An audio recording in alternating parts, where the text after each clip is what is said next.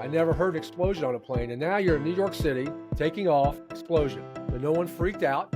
Right? No one freaked out because I looked out the window because I was a C-15A. I saw it. I saw the fire coming out from beneath the left wing, so I thought the plane lost an engine. And then the captain said his famous words, "This is your captain, brace for impact." Then he knew something was going to happen. That's the moment I think everybody realized this is not good. We were 3,000 feet when this happened. And when he crossed over the George Washington Bridge and said those words, we were roughly 1,000 feet. The bridge is 600 feet up. So we only cleared the bridge by 400 feet. So when he said his words, that's I think the moment everybody realized this is not going to be a good outcome. Because you're roughly 60 to 90 seconds away from potentially dying, and you know it. And you can't do anything about it. So you have to get your stuff together pretty quick. And that's what I started doing. Just started getting my head together and, what was I going to do? And some people were making phone calls. Some people were texting. And now you have another issue. You're sinking in 36-degree water. Water was already ankle to knee deep because it tore off the back of the plane. The water started coming up. Now you got to move. When I got to the aisle, I had my game plan, right? Aisle up out. I'm ready to rock until that was the moment that changed everything that day for me and probably changed the direction. I heard my mom start talking to me in my head. And she would tell us, if you do the right thing, God will take care of you. But so instead of going out, I went towards the back of the plane. See if anybody needed help. So water was like up to chest level already. And you're making your way out, and looked out, and there was no room on the wing of the boat. I felt the plane shift. And I did not want to be sucked down in a plane to the bottom of a river.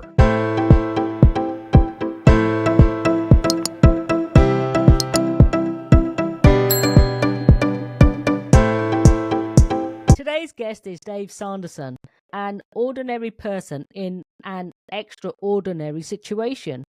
He was a top sales producer in every company he worked for, and on January the 15th, 2009, was on a business trip he had made hundreds of times before. Like all of us, when we travel, especially on business, things are often routine and we take things for granted. Then out of the blue, something happened that changes what was once routine to a day, changes your life. When US Airways Flight 1549 or the miracle on the Hudson ditched into the Hudson River on January the 15th, 2009, Dave Sanderson not only survived the crash, but also started to realize that the moments that made up his life prepared him for what was about to happen. After the incident, the lessons and strategies he learned throughout his life were instrumental that day and for days following. He started to realize that one can actually grow from traumatic life experiences and set out on a path to share the lessons from that day with practical and implementable strategies anyone can use to turn the turmoil someone is experiencing into triumph. Welcome, Dave. Anita, thank you for having me today. Wow. After reading that out, I am so grateful to have you here. Where does one start? I'm just blessed to be above, I like to say now, above water. So I'm just very, very blessed to be above water right now. Absolutely. So after saying that, what is one of the most courageous things you have done? Yeah, this, I talk about how those moments in my life led up and helped me that day. As you look back, and that's a great question, because I haven't been asked that question probably in 10 plus years, is I will liken that to something I did in Fiji back in 2001. Wow. I was invited to go to Fiji by somebody by the name of Tony Robbins. I was head of security for Tony. And he took his security team to Fiji to have a boys' week.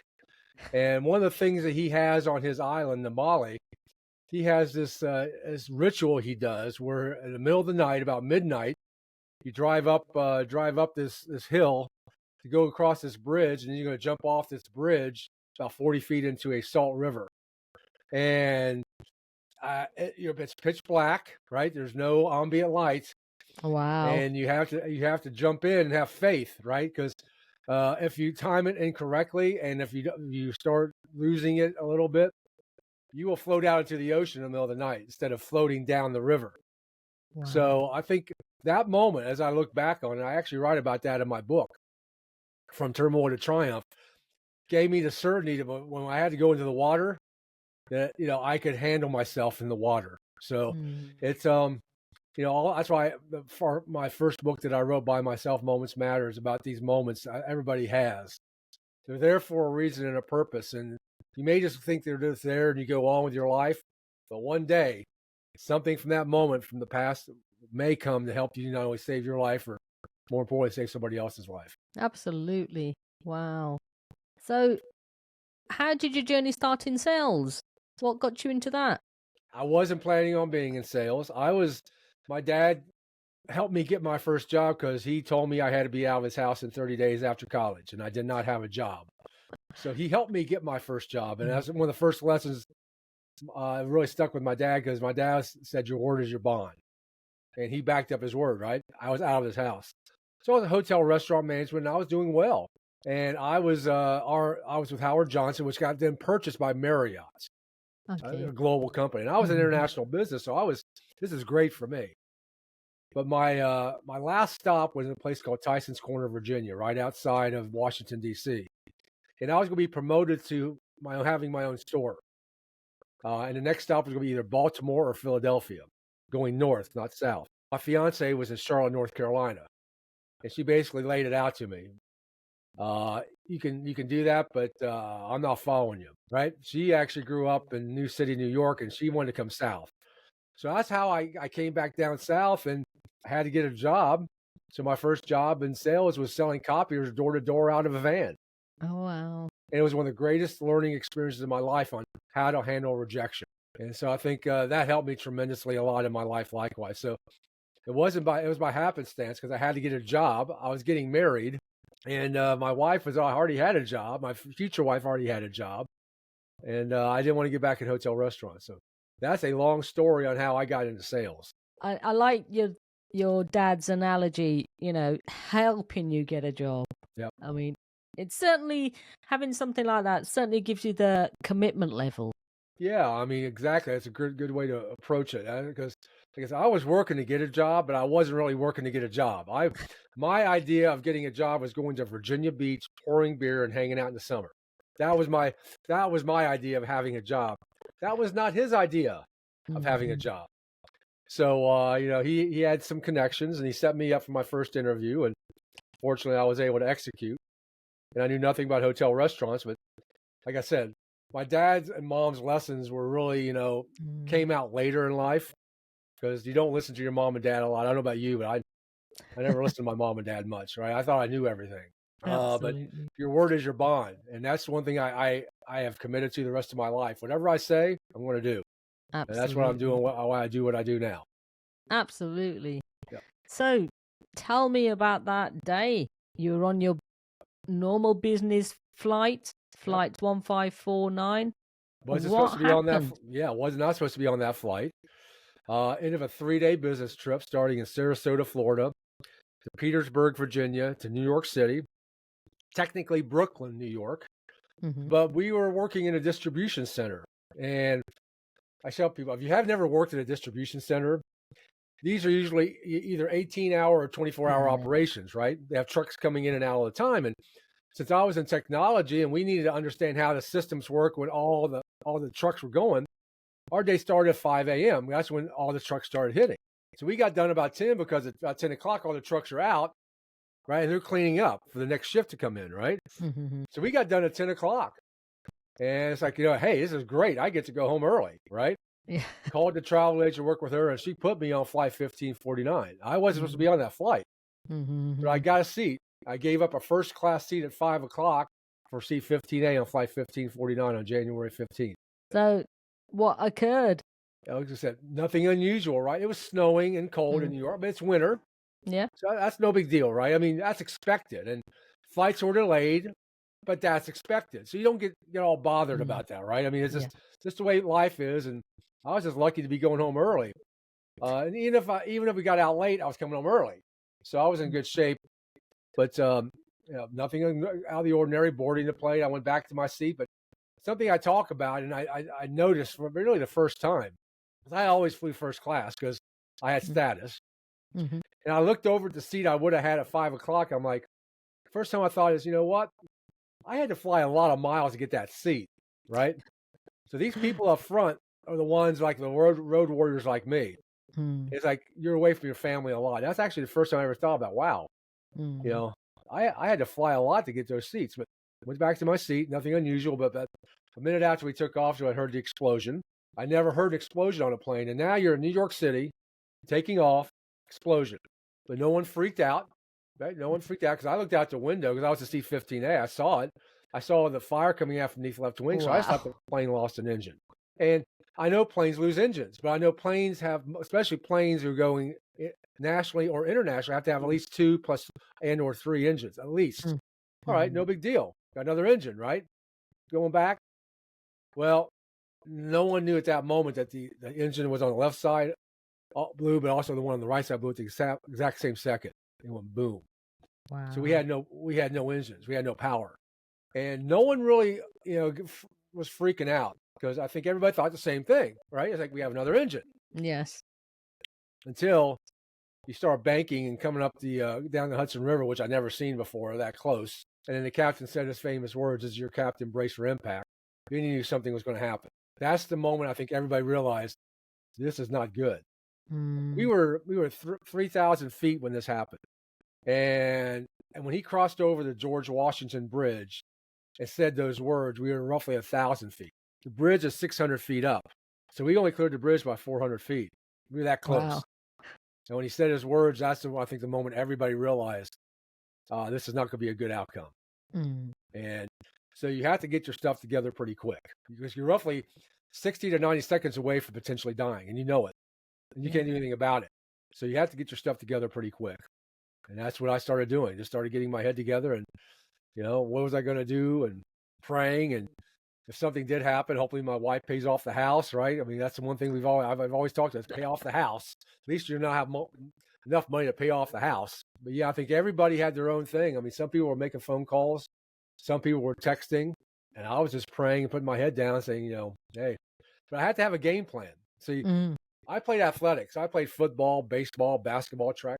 And every endeavor I've ever been into, you always put together a game plan. Yes. So my game plan was if I survive and if I'm not mangled, I got to get to the aisle, get up and get out.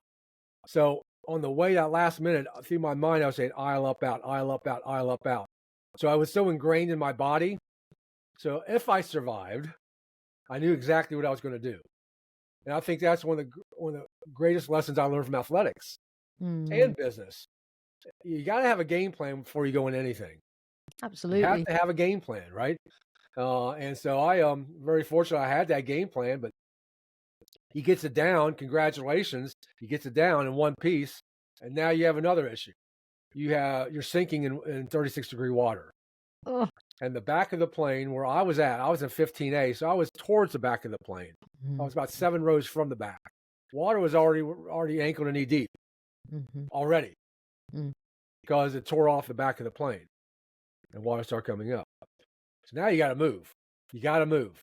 And I tell people, no one lost their heads. Everybody was, but the term I used on CBS that night with Katie Couric when she interviewed me, it was controlled chaos. It was meaning, yeah, things were moving very quickly, but no one lost their heads, right? Everybody was respectful, helping everybody else. So it was a very big team effort. So, when I got to the aisle, I had my game plan, right? Aisle up, out. I'm ready to rock until that was the moment that changed everything that day for me and probably changed the direction. I heard my mom start talking to me in my head. And my mom passed away in 1997. There's something she would tell me and my sister, at least my sister, I don't know about my other brother, I've never spoken to him about this. And she would tell us is if you do the right thing, God will take care of you. And I grew up in a small town outside of Cincinnati, Ohio, where everybody knew everybody and everybody helped everybody. You helped your neighbors. And that's one thing I think we're missing right now, at least in the United States, where a lot of people are afraid to help their neighbors because they don't know what to expect, right? But so instead of going out, I went towards the back of the plane to see if anybody needed help. And things were moving, right? There was a little bit of just things going on back there, but I got behind the last person and started making my way out. And water was about chest level deep in the back because it was already submerged underwater. Yes. If you see the plane from the side, which I have a picture of on the front of my book. The reason I did that was for a reason. So people could see the back of the plane was already submerged underwater. So water was like up to chest level already. And you're making your way out. And, the first light that I saw on the right was at 10F, like, I'm out of here, man. Time to go. I can't do anything else. Looked out, and there's no room on the wing of the boat. Wow. And that's why I was inside the plane, waist deep in 36-degree water for over 7 minutes. And then there's other things that were happening, right? Trying to get out of the plane, right? The little lifeboat was floating out into the river because the plane was floating down the river because of the currents. And so they were yelling because I could hold on to the lifeboat because I had leverage on the plane. No one else had leverage. I had leverage. So I held on to the lifeboat for 7 minutes until I felt the plane shift. And that was the moment. My first thought was the movie Titanic. Yes. Because if you haven't seen the movie, I'm sure you have. If you haven't, when that boat, remember when that boat tips up, they suck, everything sucks down with it, right? And I did not want to be sucked down in a plane to the bottom of a river, right? That's not good. Not Definitely good for anybody. not. That's when I thank Mom and Dad for making sure I knew how to swim, because I had to swim for my life. That's how I got off the plane. But it was, I tell people think they see the story or the movie Sully, which I was very honored to be a small part of. They think, oh, wow, that's, really great how everything just worked. Well, everything wasn't smooth, right? Nothing works that easily, right? There's things that are going on left and right that don't get talked about. But I was very blessed to be able to survive that and then change my life. So, yeah, absolutely. And on your recommendation, I've watched Sully. So, yeah, brilliant. So, do tell me, how has that impacted your life? Because it must have done in a huge way. Yeah, it's well, first, number one, I learned there's so many lessons that I learned. And I actually talk about that in my new book called The Limitless Life. That's the lessons I learned after and employed after, which really changed my mindset on how I was going to approach my life. But what really was, there was a couple triggers. Number one, I didn't know my company, I was on company time. I know if my company knew that I'd been in a plane crash because no one called me or called my wife. So I didn't even know. So when I got back the next day, I was in these sweats. The American Red Cross was so kind to give to me because I lost all my clothes, lost everything, right? I mean, they got it that night before. I give Palisades Medical Center and American Red Cross all the credit because they got me underwear, they got me clothes because I had nothing. They had to cut my underwear off. That's how cold they were, frozen. Oh gosh.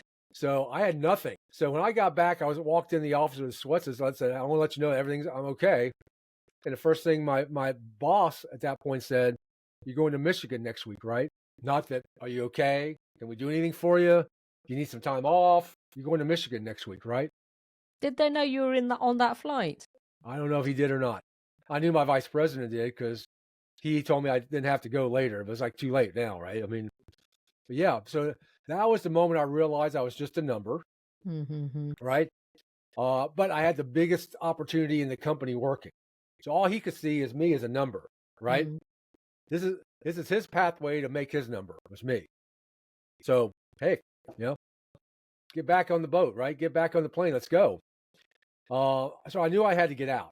And no, I did have the biggest sale that year. I was a number one guy. I made a lot of money. And when you have a wife who likes to have those kinds of benefits and things, right? And you got 4 kids to put through college, university, you got to figure a game. You just can't walk out. Yeah. Right. You could. Not a smart move though, right? So it took me a couple of years to figure out the game plan, how I was going to transition to being an entrepreneur. And speaking started being the pathway. That was the beginning of the pathway. Because I started speaking that next weekend, but then all of a sudden I started speaking over and over, and the Red Cross sponsored me. And then I had corporations asked me to come in and talk about the lessons. And all of a sudden I was traveling the world speaking while I was working. And while I was still being the head of security for a guy by the name of Tony Robbins. So I was just spent until about 2 years later. It was like 2011, 2012, about 2 years later. Tony called me into a suite in Chicago and said, I'm going to find somebody else. And I said, why? He goes, as long as you're with me, you will not do what you need to do. It's time for you to do what you need to do. Quit your job, do this, right? And he gave me the kick in the backside. Because one of the things you learn is sometimes other people see more in you than you see in yourself. Absolutely. and have more Absolutely. confidence in you than you have in yourself. So if he, I give, that's a part two. If he hadn't sort of kicked me in the backside and said, go, do it. I'll find some, don't worry about me. I'll handle this, right? Which was a blessing. At first I felt a little, what did I do wrong? But it wasn't that. It was his blessing saying, you know what? You're ready for this. You know, you've done this. And so that's when I made the commitment and I got out. I started my own little company, and which is now growing. Not only speaking, but I do webinars, coach people. I've got 4 books, published my magazine. Any way I can do to be able to fulfill the mission of the promise I made in 1997, and that's what really spurred me to do this.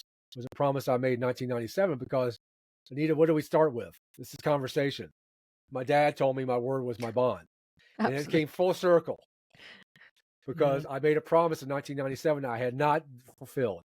And I have to fulfill it. That's why I do what I do. That's what the driving force why I do what I do. That's brilliant. Absolutely brilliant. Yep. And you are the author of many books: The Limitless Life, Yep. Strategies from Creating Opportunities Out of Uncertainty, of The Miracle of the Hudson, From Turmoil to Triumph, Moments Matter, Brace from Impact. Yep. Did all your books come from The Miracle of the Hudson? Well, the first one did. Mm-hmm. Right? Most definitely, because that came out. We wanted to get it out quickly. So yes, that one is. The second book is around that story, but it's really about the lessons, the moments in my life that happened that helped me that day, and the lessons like persistence or faith or trust. These lessons that I learned in my past, how I used them that day. So the second one is, but the third and fourth one, I actually set it up. And I don't know, you're probably not old enough, Anita, but there was a movie series back in the 70s called Star Wars. Oh, yes, I am old enough. I don't know. I don't judge anybody's age anymore, right? But if you look how Star Wars is done, it's brilliant because he tells a story, right? But then he goes back, and tells how they got there, right? So the first trilogy is about the story. Second trilogy is about how Darth Vader, right, became Darth Vader. And now the third trilogy is about after, right? So that's why I set this up. Moments Matters about that day. From Turmoil to Triumph is how did I get to that day? What were those moments and those lessons that I learned, and how did I get there that day to be able to do what I did? And then from Limitless Life is what did I learn from that to help me start building a life that I can have the freedom of time, money, relationship, and purpose, right? So it's really a trilogy set up in the model of Star Wars. Wow, why not? Hey, it's successful, right? Yeah. Well, it's successful. I'd like to add something. Your next book should be called The Game Changer. We are working on the next book right now, so thank you for that title, because we have not come up with a title yet. But we are working on the book. It's going to be coming out in 2026, so yes. Yeah. It should be The Game Plan, because we've talked about the game plan so many times here. Yep. So everybody needs a game plan, let's be honest. Everybody's got to have a game plan. It's one of the things I talk about is, I was in Orlando, Florida, and one of the benefits that I got, I still get occasionally, but back then, captains and first officers want to talk to me, right? Of course. And it's very rare to talk to somebody who survived a plane crash. So I was talking to a captain in Orlando, Florida before we took off. We were talking about that day and what happened, how the Captain Sullenberger did what he did.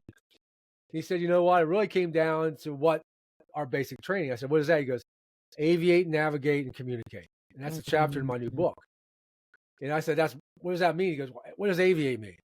Aviate means keep your plane up as long as you can, right? So in life, during COVID, right? I take COVID. People who kept their things going, at least going, right? Had a shot. Navigate. What's navigate? You got to put the game plan together. Yeah. Right? As you're doing this, right? So the second step is navigate. Third step is communicating effectively, but not so much with you. It's more yourself. And I thought that was brilliant.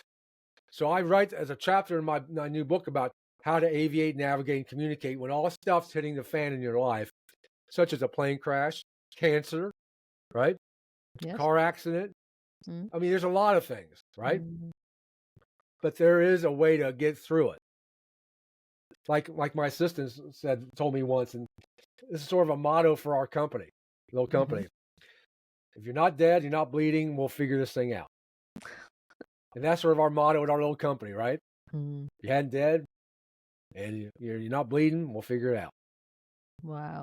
So That's brilliant. Yeah.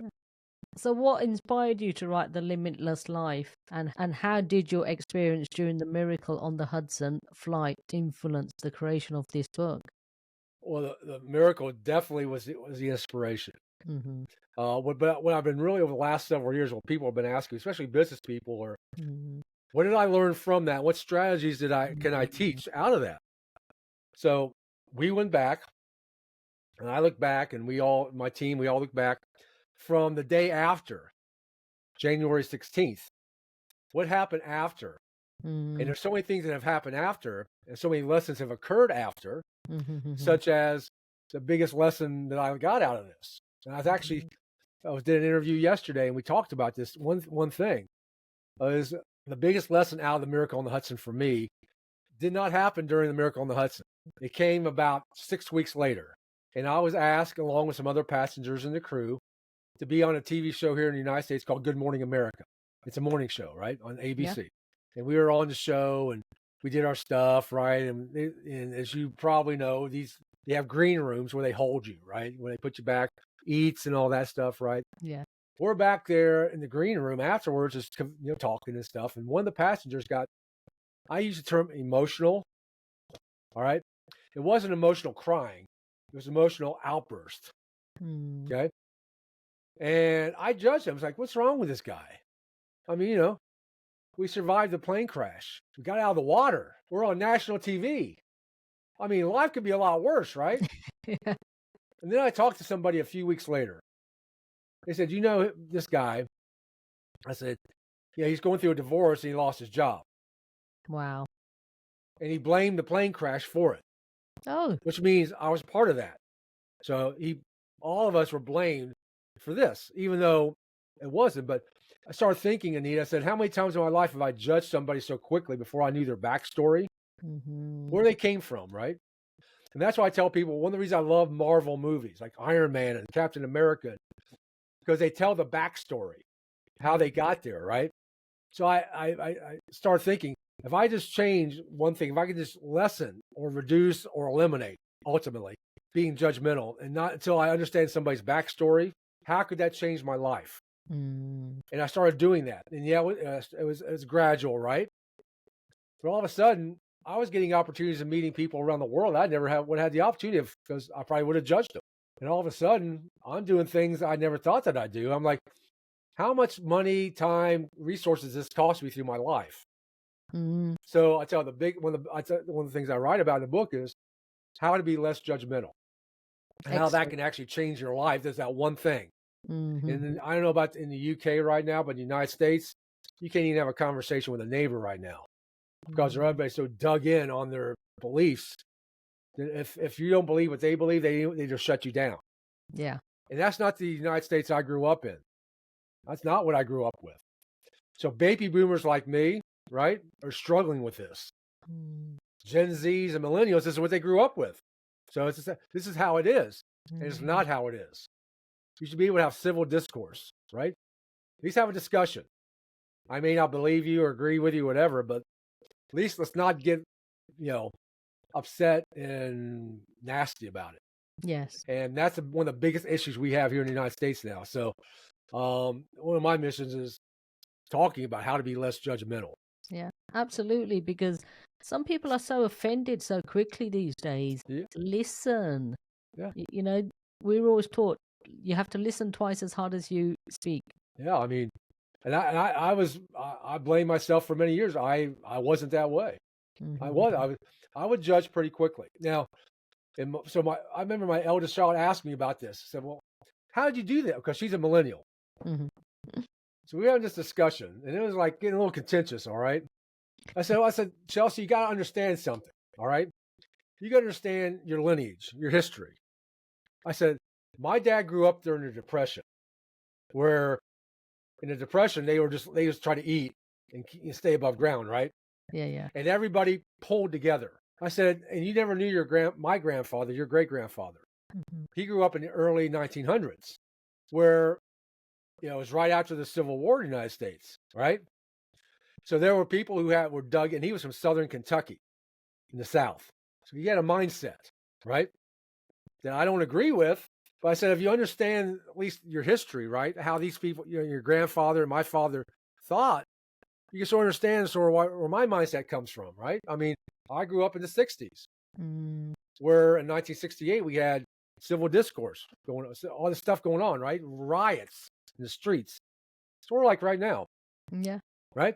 Yeah. And I'm like, you saw it on TV every night. You had the Vietnam War going on. So Mm. Chelsea, I grew up in that era. But I also grew up in the era of a couple things. This is one that sort of got her, I don't know if her attention good or bad. I don't know if they had this commercial on in the UK. They had a commercial in the early 70s. And we call them now Native Americans. Back then we called them Indians, right? Mhm. Where you see this Native American standing there looking out into the country, and you see somebody littering. Mm. And he starts crying, Mm. right? Because that was his land. I said, Chelsea, that commercial had so much effect because, you have to look at it from his perspective. Mm. This is his native land, and we're going here messing this thing up. I Mhm. said, that's when things started changing for me. It was like, looking at black, white, Mhm. Native Americans, and all this. I said, that's when I started thinking about how I never had a problem with anybody of different races. Yes. I never did, because I think that commercial sort of woke me up. It's like, you know what? Mhm. We're all in this thing together. And in my book, I talk about my first friend was a young black girl. And Mhm. back then, she'd come to our house. I go to her house. No big deal. Yeah. But you know what? Some people have their get all high and mighty about that. You can't do that. We never had a problem. So all this stuff that's going on about race and everything, it's like, you know what? Identities, gender identity, and sexual. It's like, you know what? Let's find out who they are first. And if they're an idiot, we'll call them an idiot, right? But let's find out who they are first. And that young lady, her name's Susan Taylor. I wrote a blog about it. She responded to me 50 years later, right? Thanking me. Like, Wow. yeah, because we never had an issue, right? Never Mhm. had an issue. Mm. So a lot of this stuff I think is, I'm looking at it as like, why are these people all been out of shape, right? Because they judge people too quickly. Yes. They judge people too quickly. Wow. Yes. So, can you share one of the most profound lessons you have learned from the crash and how it has shaped your approach to life and overcoming uncertainty? Yeah, I thank you very much. I think one of the things you learn as you're going down in a plane is you don't have any certainty. So the Mm. person with the most certainty in uncertain times automatically becomes the leader. And it doesn't matter if you're the CEO of a company or you're a janitor.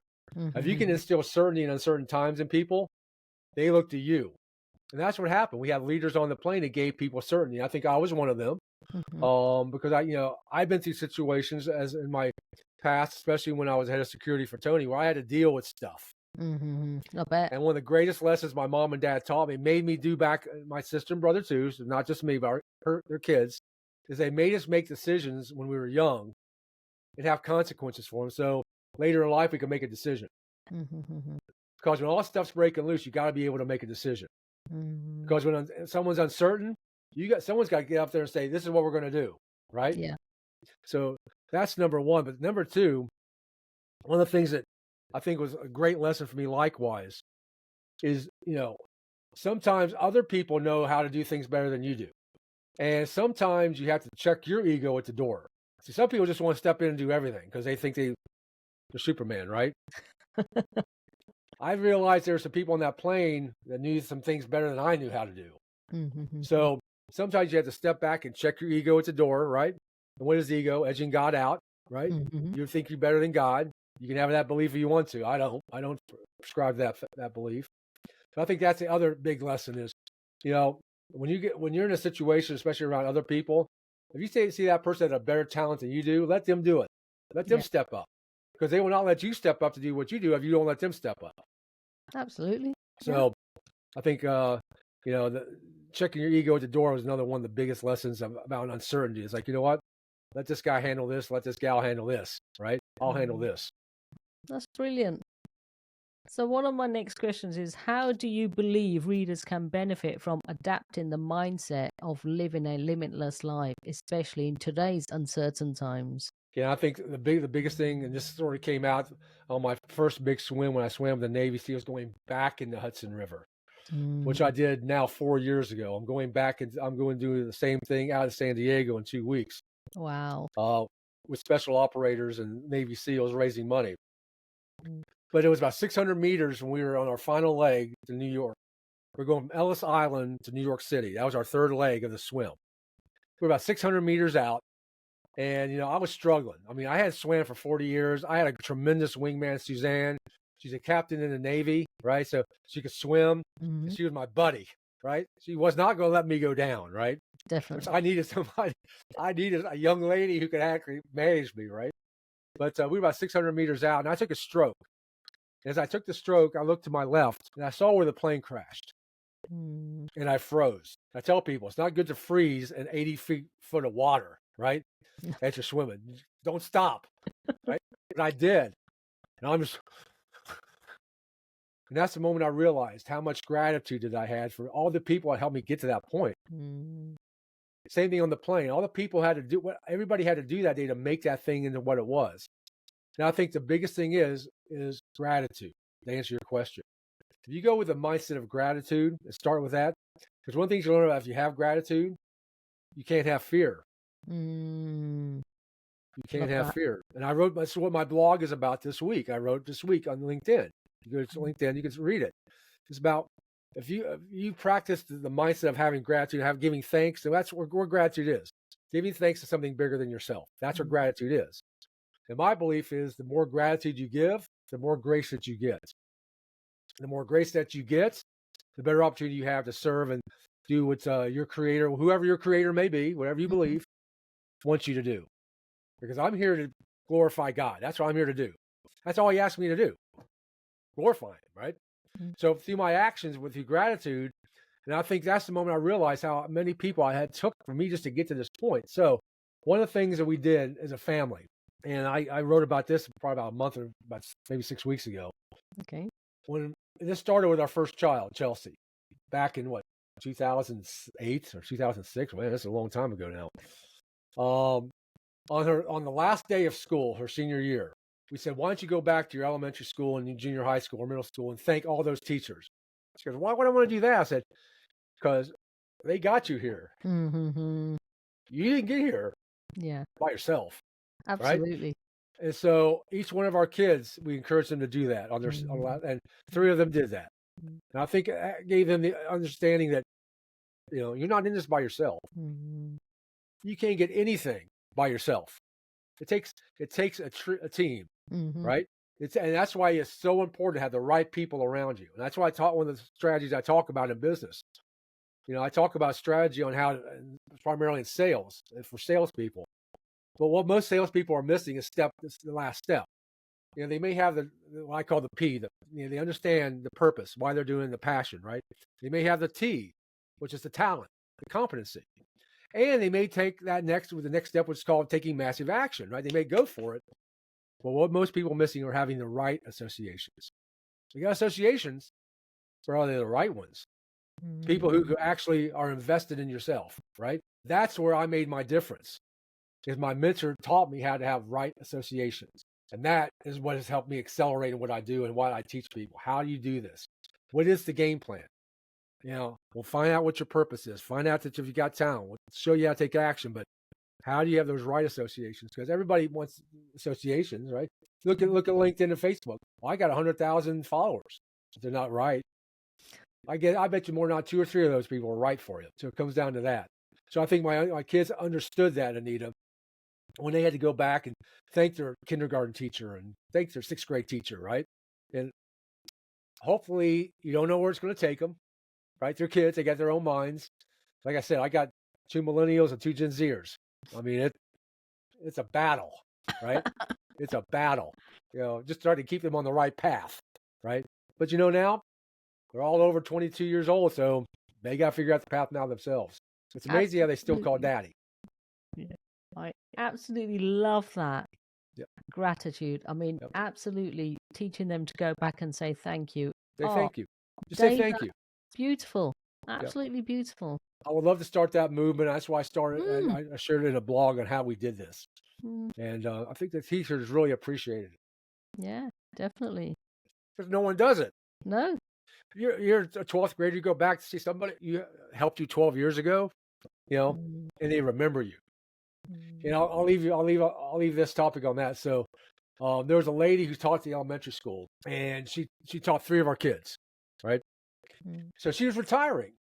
She was retiring, 30 years of school, right? Congratulations, man. Her name was Miss West. Congratulations. mm, This was an African American lady. Okay. mm, So she called me and invited me to her retirement in front of our family. She goes, "You think you can get Colleen to come to this?" And of course, Colleen was my second daughter, and she's the one who gave her the most grief, candidly. But Colleen went back, the year before. She graduated the year before and thanked her. So she got to say the retirement sort of speech for Miss West. And, here's a bunch of, 4 white people, a lot of different other colors, which was mhm, great.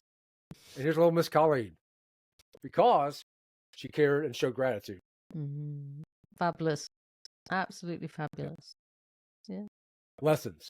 These lessons, absolutely. Yeah. right? And that's what my second book's about, Anita. Is Mm, what came out of that book is this. When I was writing this book, right, I realized the same lessons my mom and dad taught me were the lessons my mentor taught me, but my mom and dad were too close to me. They were just too mm, close. mm. You don't listen to mom and dad, right? They're idiots, right? Until someone else comes across from a different angle, teaches you the same exact. You're like, wow, I think I heard that in 1974 someplace, right? But you know what? I knew everything in 1974. I don't know everything now. Yeah. Oh, that's a classic. Yeah.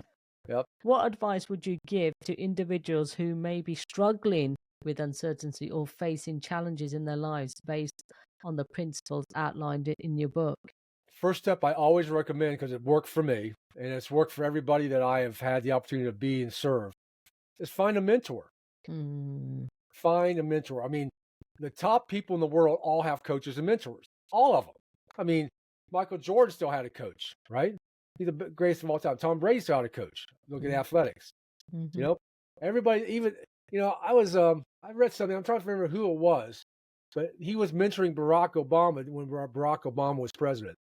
And I did not know that. Like, wow, I did not know that his mentor was still working with him all those years, right? And I read this story yesterday. I got to remember who exactly it was. It was somebody of note that I knew of.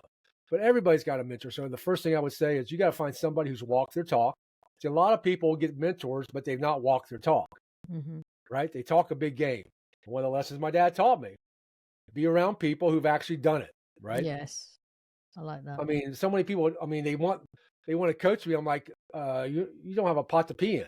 Come on, right? Mm, I mean, you haven't walked your talk. mm, So the people I take on, if they whatever I've had to do it. I want to make sure that I've walked my talk, so I can then give them the guidance and the counsel and the distinctions that I was able to get. So yeah, find. I say if you got uncertainty going on, find somebody. People, well, how do I find a mentor? They're all over the place. Nowadays, it's much easier. You can actually go online. And one of the strategies my mentor taught me, which I have done now for 20 some years, and he taught me this because he did it. He mhm, had what he called his own kitchen cabinet. They were all men of note around Charlotte. Now you got to remember, he grew up in the early 1900s. They're all men, right? There's no all men. But he told me before he passed away, he said, you need to have your own kitchen cabinet now, right?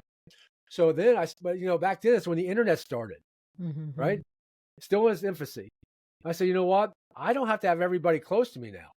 If I want to learn about leadership and have a mentor on leadership, I can go out and read about Abraham Lincoln. So I got all Abraham Lincoln stuff I downloaded, right? If I need a lesson, or how do I communicate more effectively? Ronald Reagan. I have a spiritual, my bishop here mhm, locally, right? mhm, mhm. So I have got what I set up, what I call my virtual kitchen cabinet. Some are from the past, some are from the present, but they're people who are very good at their specific thing: finances, relationships, spirituality, leadership, all these things that I can either research on or call and get some understanding and distinctions when I'm struggling, because we all struggle. And I would recommend that to be my second thing: find a mentor and or build your virtual mentor or coaching world around you. Absolutely fantastic. So I know you do a lot of charity work and raising money for the Navy SEAL Foundation. Tell me more about your work there, please. Yeah, I never thought that I'd be doing that. I still do, and I raise money for the American Red Cross, primarily for disaster services, because there's disasters going on all the time. But 4 years ago, when I mentioned I went back in the Hudson River, is when my wingman, Suzanne, the lady who my swim buddy, called me up and asked me if I would swim with her in the Hudson. I'm like, why would I want to do that, right? Plus, I had swam for 40 years, right? She goes, listen, number one, we're raising money for vets who have fallen on hard times because the suicide rate is out of control. It's 22 a day now, stated. Wow. Okay. She said, second, you maybe get some redemption going back in. So I did it for those two reasons: raise money, and not redemption as much as, but you know what, facing your fears. And I want to show my kids, even after going through a plane crash, almost dying in that river, how I can go back into the river and show people how to face your fears. That's part of my talk now. And that's why I did it. And this is my 4th year now doing it. This year we're doing it in San Diego on September 14th, showing with all the special ops, raising money. And I do it, number one, to raise money, but second, showing people, even at my age. I mean, I'll be one of the oldest people out there. I'm not a Navy SEAL or a Green Beret or Army Ranger or Marine. I'm not. But even someone like me who's just a patriot can give back.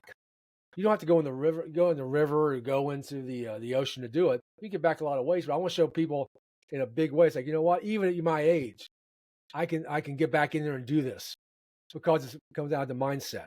It's all about your mindset, right? And that's what a lot of people are missing now.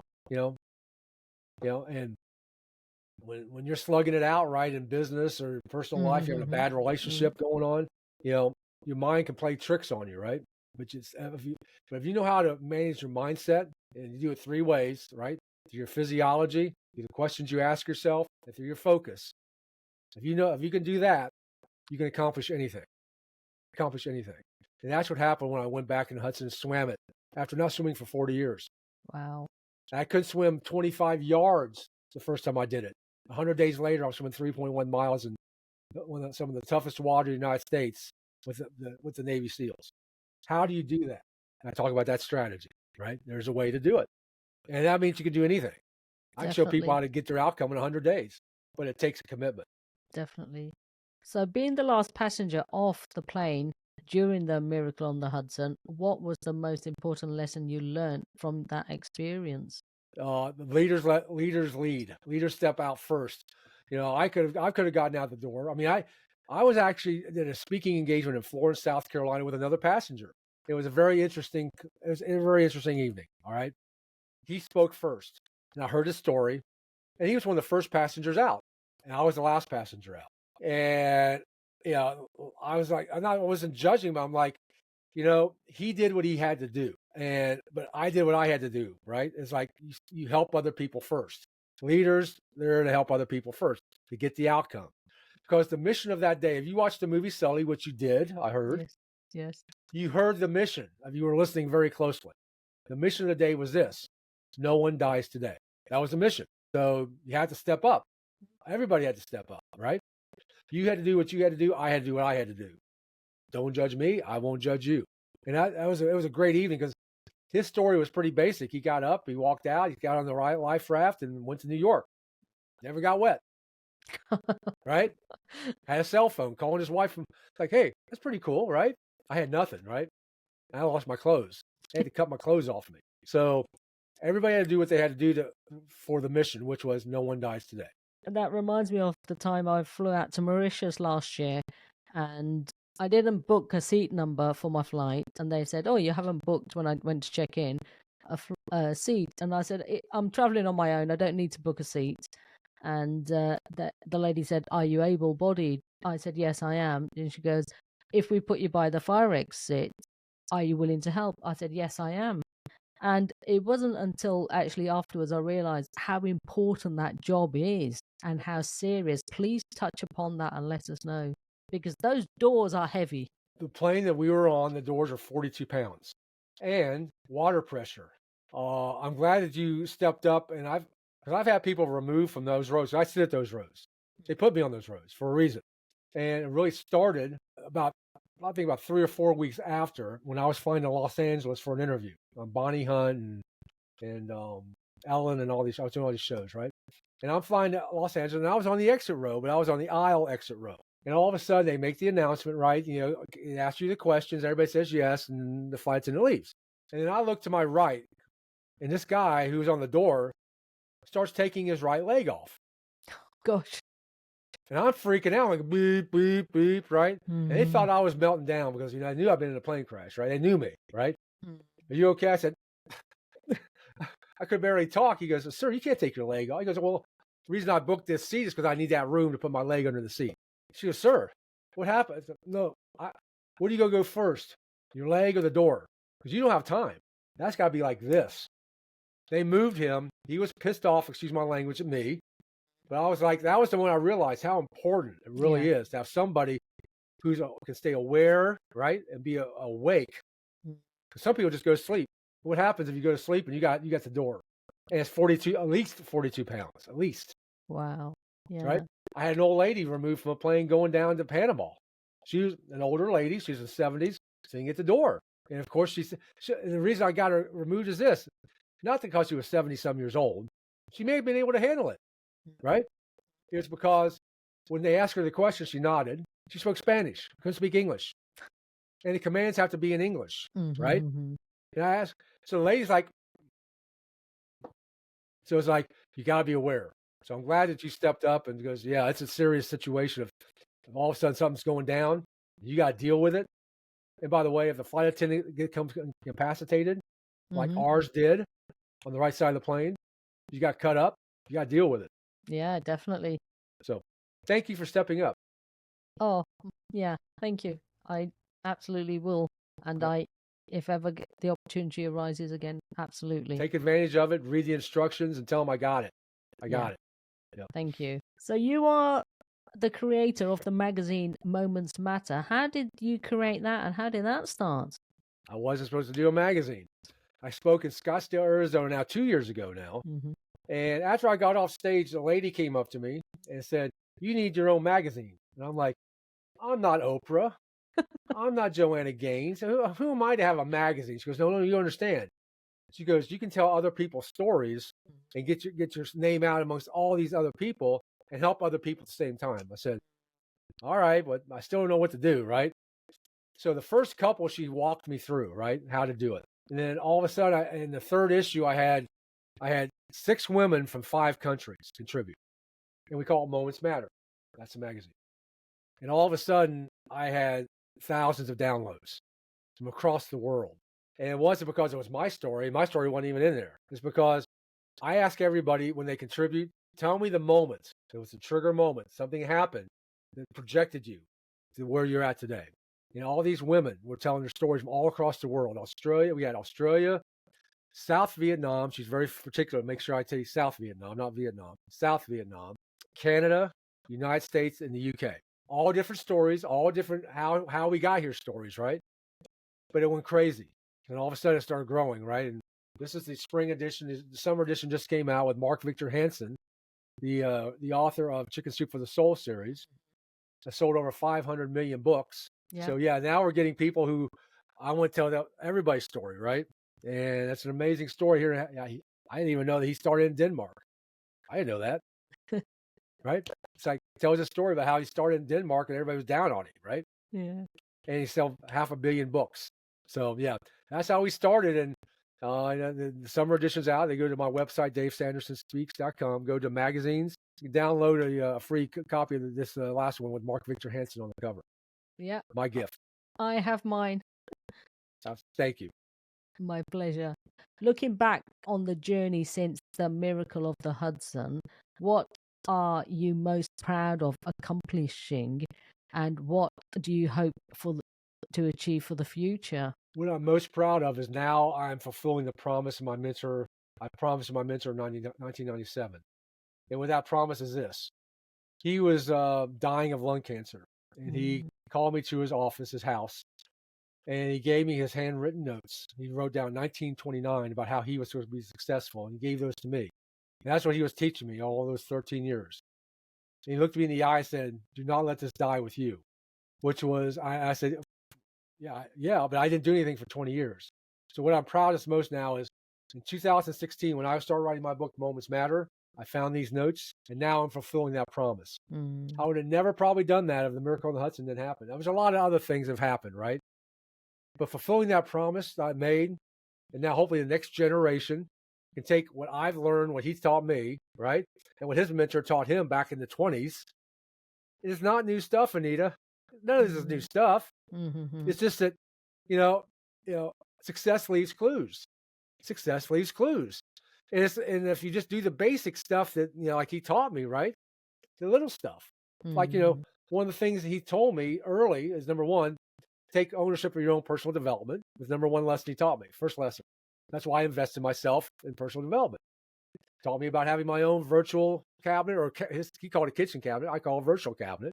He's all these little lessons like that, right? Nothing new. But if I can share this in a way that other people can get it, yes. Like, you know what? Just do one of them.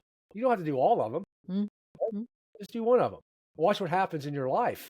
What happens if you start getting the right associations around you instead of just people who can actually help you get someplace where you never thought you would get? And how do you do that? You give first. You give first. Absolutely. I was with a guy yesterday who was the number one. I interviewed him. He was the number one FBI negotiator in the United States. Wow. The number one guy. Tough dude, right? Tough dude. I met him when I spoke. He and I spoke in Nashville, Tennessee back in May. I met him, but I didn't know him. But I asked, and I interviewed him, and I recorded it, and my assistant was on with us. She goes, "That was unbelievable." I said, "Yeah." And he said, "Because I would have never had that opportunity, right? If it was all about me. Give first and watch what happens. People will come into your life you would never even think they will come into your life." Absolutely. And I'm honored to have you. Thanks to Ali. Thank you for having me. Ali introduced me to you. I appreciate that. Yeah. And Ali got introduced to me by way of my assistant's boyfriend. How about that? A small world. Yeah, small world. So what is one of the most important lessons you've learned so far? I know I slightly asked you that question slightly differently earlier, but one of the most, do you have one you can actually share? Or you've probably got hundreds. Well, I think the one that I talk about the most is about how if you embrace uncertainty, you will ignite opportunity. And I talk about that. And what does that mean? Well, this whole world is uncertain right now, especially in the United States. Probably the UK's probably got it together better than the United States. I don't know. I won't be too sure. Yeah, I don't know. People are living in so much uncertainty that if you take the mindset of what we were talking about earlier, it's like, how am I going to get over this, instead of what could I do if I do this, right? You ignite an opportunity. And once that opportunity is ignited, you find an opportunity out of that uncertainty, that's when your life starts to transform. And what I talk about, once that happens, you can create your own flight plan for your future. Because most people let other people create their own flight plans, right? Other people control where you go, who you talk to. I mean, one of the things I was talking to somebody the other day, we were talking about the 4 freedoms. And I learned from Dan Sullivan: freedom of time, money, purpose, and relationships. And she's struggling with relationships, right? I said, the reason I'm hallucinating this. I said, the reason why is because, you don't have freedom in relationships because you don't get to work with the people you want to work with. You have to work with people you don't even like. And I did that for 30 some years, right? It's horrible when you have to work with people that you have no respect for. And they probably don't have respect for you either, right? So when you have that freedom relationship, say, you know what? I don't want to work with you. I want to work with you, right? And I want to do this, and we can do this. We can do 1 and 1 does equal 3, right? That is when you have the true freedom. When you can be able to have, you don't have to worry about money, time, you're accomplishing your mission, and the people you get the opportunity to work with and be around. And that'll give you joy and fulfillment. And that is when true happiness, and that's when you can create your own flight plan. And that's how, because when you embrace uncertainty, everything else opens up. The one thing, if I could leave one more little tidbit from my book, Limitless Life, that it was actually the last chapter that I wrote after I was done. I did that on From Turmoil to Triumph too, because I got done with the book. We were ready to go. And my team's like, why don't you write the story of going back in the Hudson River and swimming, right? 'Cause that's Yeah. so I added that. So this was when I added later to the Limitless Life, right before we were going to public. So I had to step back. I've learned about being around successful people is they learn how to edit their life, edit things out of their life that don't serve them, whether it's people, right? Whether it's relationships, whether it's, even companies they don't want to deal with, right? Hmm. Or even how you manage your time. Edit how, because a lot of people just waste a lot of time. Edit stuff out of your own time. And you do that by what's called, it's what I've learned from Dan Sullivan. He frames it. I was doing it. He framed it for me. Find your who's for your hows. Wow. Find the who's for the hows you don't want to do and watch what happens. That's how you start editing out of your life. I think that's the one thing I'll leave you with. It's in the book. And that was the last chapter I wrote. And actually, I did a blog on it. And people said, you need to add this to your book. That's how I got in. Because I had like 4,000 or 5,000 impressions or something to say, wow, something must have resonated with somebody. Definitely. Yeah, Definitely. I don't know, but we put it out there, right? So, Dave, where can the listeners find you online, your books? What's your website, please? My website is davesandersonspeaks.com. I'd love for you to check it out. We respond to everybody, and you can get a free copy, like I said, of the magazine, going all the way back to issue number 1. And if you want to keep up with my latest content, I drop that every Monday on LinkedIn. Dave Sanderson. I think it's David Sanderson on LinkedIn. You can find me. Look at my picture. I think it's David Sanderson. But that's where I drop my new content every week. So you will see what's coming out and what's sort of where I'm heading. If you check out LinkedIn and me especially on Mondays. That's brilliant. So that just leaves me to say thank you for sharing your insightful wisdom and knowledge with us today. And by doing so, you have helped so many others to make a difference. I really want to acknowledge you for that, Dave Sanderson. Thank you, Anita, and thank you for having me. And thank you for taking the opportunity to be at that door and watching that door. Because, I mean, it sounds minor, but you don't know when that moment's going to come. Oh, if people don't step up and take leadership in that, then bad things can happen. So thank you for being one of those people who could actually step up and stay aware of what's going on. It's my pleasure. So my final question to you is, what's your definition of courage? Is being able to step up to something you fear right now. So, we all have things that we fear in our lives, but the people who are courageous are the ones that let me handle it. Even if they may be fearful of it, let me handle it. So I think those people most courageous people are the ones who do things that may put themselves on the line or even put their lives on the line for other people.